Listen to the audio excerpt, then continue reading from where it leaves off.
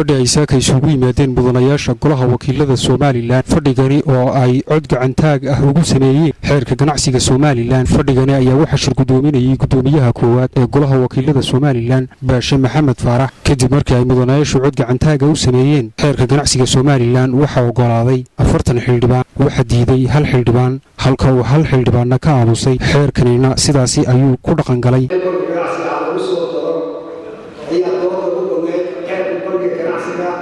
waxaa lagu celiyay madaxweynaha sanadkii hore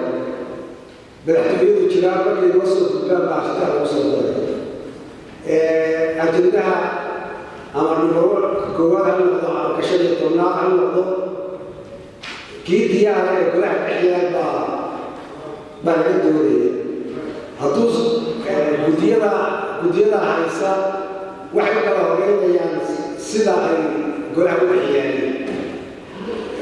xeerkii guddi hayso waxa ka soo horeeya gacanta loo hayo markaa ama 15 ama kooda ha noqdo saasaynu kala horeysiinaynaa xeerka bankiga markay soo celiyo baa ajendaha lagu soo darayaa waxaan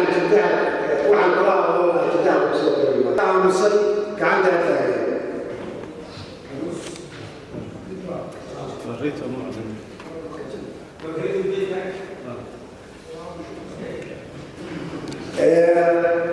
afartan xildhibaan waxay codaysay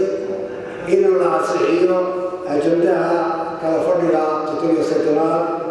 ciidamo diidin hal xildhibaan waa ka aamusay gudoomiyuhu uu coday ajendihii kala fadhiga 17aad sidaas ay saxiya fadhigu way loo xeeyaa wayna berito